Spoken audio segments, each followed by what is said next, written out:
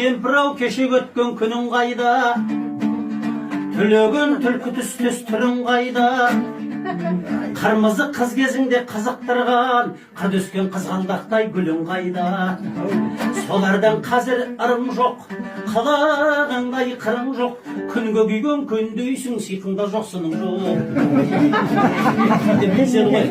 Сөйтсе апамда қара жаяу емес, әмшесі жауап қайтарады. Шалым-ау сен де бұрын жас болғансың, желікпе жігіттерге шіркін ай бас болған сен ай. Арақтан айдық ақшаң артылмайтын, мені кеп мазалайтын, шалым-ау мас болған сен ай. Сондағы қайда сылқымың, жылпостаған жылпыңың, ашар уақ боп отырсың, арығындай жылқының ай. Деп дейсен ғой. Домбырасын қағып ақсақал.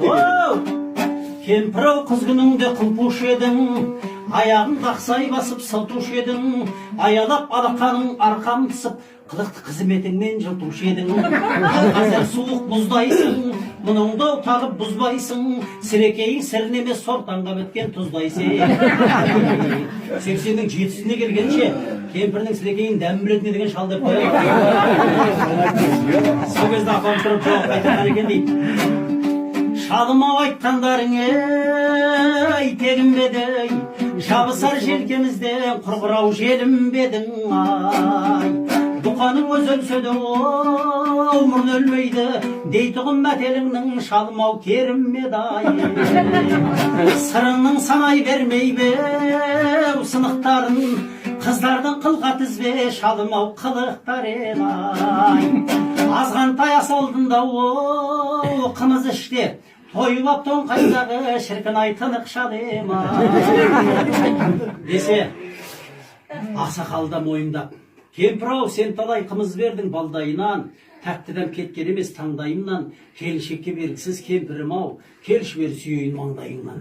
Кемпірім сенің жақсының, мақтау ғой менің мақсатым, кемсітіп сені кеткенде, жолайма маған жас қатын деп айтты.